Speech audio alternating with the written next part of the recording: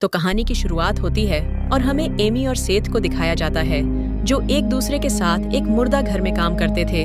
और यहाँ पर हमें पता चलता है कि सेथ एमी को काफी ज्यादा लाइक करता है, लेकिन वो आज तक ये बात एमी से कह नहीं पाया। और आज एमी का बर्थडे था, जिसकी वजह से वह आज एमी के लिए गिफ्ट भी लेकर आया था। यहाँ एमी गिफ्ट देखने के बाद बहुत खुश हो जाती है। तभी यहाँ पर इनके पास एक आदमी आकर इन्हें बताता है कि एक होटल में एक आदमी का मर्डर हो चुका है और उस मर्डर को अंजाम देने वाला एक सीरियल किलर था, जो खुद भी मर चुका है। और सीरियल किलर ने मरने से पहले बहुत सारे लोगों को मार दिया था। इसका ये मतलब था कि अब यहाँ पर बहुत सारी डेड बॉडीज आने वाली थीं और इस काम को सेथ अकेला संभाल नहीं पाएगा। तब वो आदमी एमी को भी सेठ की मदद करने के लिए कहता है। अब इसके बाद उस डॉक्टर के पास से एक एम्बुलेंस आता है, जिसमें उस सीरियल की डेड बॉडी होती है, जिसका नाम जेकब होता है। और अब एमी और सेथ उस डेड बॉडी को लेकर जाने लगते हैं और तभी एमी की निगाह उसके हाथों पर जाती है। तब उसे पता चलता है कि उस सीरियल किलर के हाथ हिल रहे हैं, लेकिन सेथ के पूछने पर वो उसे इग्नोर कर देती है। अब जब एमी डेड बॉडी की चेकअप कर रही होती है, तभी अचानक से उस डेड बॉडी से ब्लड निकलकर एमी के गालों पर लग जाती है, जिसकी वजह से एमी काफी ज्यादा घबरा जाती है और वहाँ से बाहर निकल आती है।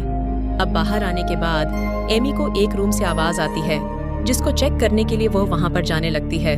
और वहाँ अंदर जाने के बाद उसे बहुत सारी डेड बॉडीज मिलती हैं और एमी की आवाज लगाने के बाद वो सारे के सारे मुर्दे उठकर बैठ जाते हैं, जिससे हम यह जान पाते हैं कि ये सारे मुर्दे कोई और नहीं बल्कि एमी के फ्रेंड होते हैं, जो एमी को सरप्राइज करने के लिए उसके पास इस तरीके से मुर्दा बनकर आए होते हैं। और अब इन सबको यहाँ पर इसलिए आना पड़ता है क्योंकि आज एमी का बर्थडे था, लेकिन एमी अपने बर्थडे पर जा नहीं सकती थी क्योंकि सेथ यहाँ पर अकेला पड़ जाता, जिसकी वजह से उसके सारे दोस्त यहाँ पर इस तरह से आए हुए थे। और अब हम देखते हैं कि ये सारे लोग यहीं पर एमी की बर्थडे पार्टी सेलिब्रेट करते हैं और बहुत एंजॉय करते हैं।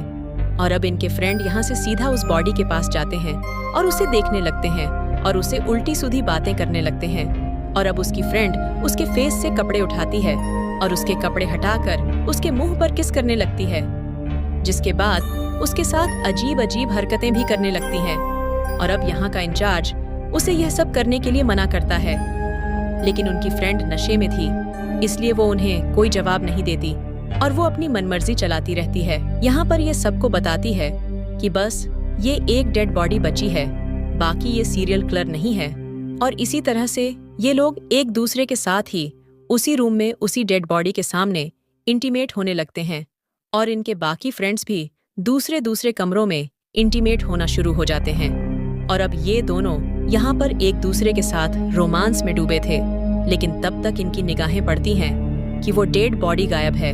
और ये देखने के बाद उसके फ्रेंड्स घबरा जाते हैं और तभी अचानक से वहाँ की बिजली भी चली जाती है। और अब लाइट जाने के बाद उनकी फ्रेंड एक कैंडल जलाती है, जिसके बाद वो डेड बॉडी उनके सामने ही आ जाती है। और इससे हम जान पाते हैं कि वो सीरियल किलर अभी तक मरा नहीं था, बस वो मरने की एक्टिंग कर रहा था। और अब ये सीरियल किलर इन दोनों के ऊपर हमला कर देता है, जिनमें से लड़की बाहर निकल आती है और इधर उनके दूसरे फ्रेंड भी काफी ज्यादा घायल होते हैं। और अब वो यहाँ पर एक मास्क चुनता है, जिसके बाद वह इन सब को मारने के लिए एक हथियार भी लेता है। और अब इधर उनके बाकी फ्रेंड्स को भी अपने फ्रेंडों की चिल्लाने की आवाज सुनाई देने लगती है। और अब चिल्लाने की आवाज सुनकर उनका एक फ्रेंड उसे दौड़ने के लिए निकल पड़ता है, लेकिन तब तक उसके सामने जेकब आकर उसे हथौड़े से मार देता है। अब उस आदमी के मरने के चिल्लाने की आवाज सुनकर उसके बाकी फ्रेंड भी उसे ढूंढने के लिए उसकी तरफ निकल पड़ते हैं। और अब जब ये लोग मर्चरी रूम तक पहुंचते हैं, तब इन्हें इनकी ही दोस्त की डेड बॉडी वहां पर मिलती है, जिसे देखने के बाद ये बहुत घबरा जाते हैं। और इधर हम सेठ को देखते हैं, जो अपने काम में बहुत व्यस्त था, लेकिन वो इस बात को नोटिस कर रहा था कि अगर बिजली बार बार कहाँ जा रही है, और इसी वजह से वह लाइट के कंट्रोल पैनल की तरफ जाता है, जहाँ पहुँचने के बाद उसे पता चलता है कि लाइट को जानबूझकर किसी ने काटा है। और इधर एमी को होल्ड डाउन की बॉडी मिल जाती है, जिसे देखने के बाद वो बहुत डर जाती है और रोने लगती है। और अब ये तीनों यहाँ से निकल रहे थे, लेकिन तब तक इनकी फ्रेंड इनके सामने आ जाती है और वो यहाँ पर बहुत डरी होती है। और ये अपने फ्रेंडों को बताती है कि जेकब अभी भी जिंदा है। इसके अलावा उसने हमारे और भी दोस्तों को मार दिया है। और इधर हम सेठ को देखते हैं, और जब वो लाइट ठीक कर लेता है तभी उसका सामना वो सीरियल किलर जेकब से हो जाता है। अब वो सीरियल किलर उस पर भी अटैक करता है, लेकिन सेठ कैसे भी करके अपनी जान बचाकर वहां से भाग निकलता है। इधर एमी और वेल दरवाजा खोलने की कोशिश कर रहे थे, जो कि सीरियल किलर ने बाहर से लॉक कर दिया था। और तभी सेठ वहां पर पहुंचकर दरवाजे को खोल देता है, जिसके बाद अब सारे लोग वहां से भागने लगते हैं। लेकिन अब सीरियल किलर भी इनका पीछा करने लगता है, जिसकी वजह से डर के मारे ये लोग एक दूसरे से अलग हो जाते हैं। लेकिन इनकी एक फ्लेन अकेली रह जाती है, जिसका नाम केला हुआ था, और उसे आकर वो सीरियल किलर मार डालता है। और अब यहाँ पर सिर्फ 4 लोग बचे थे, जो 2-2 करके एक दूसरे के रूम में छिपे हुए थे, और इनके बीच में सीरियल किलर मौजूद था। और अब यहाँ पर एमी सीरियल किलर का ध्यान भटकाने के लिए उसे अपनी तरफ इशारा करती है। अब इस बात का फायदा उठाकर जैसे ही वो भागने की कोशिश करती है, वैसे ही सीरियल किलर एक चाकू से उसका गला काट देता है, जिसकी वजह से उनकी ये फ्रेंड भी यहाँ पर मारी जाती है।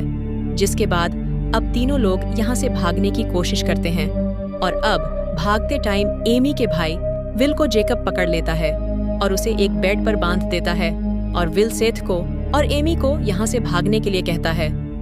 लेकिन यहाँ पर एमी कहती है कि मेरा भाई जिंदा है और मैं बिना उसे बचाए यहाँ से नहीं जा सकती, जिसकी बात पर सेठ भी सहमत हो जाता है।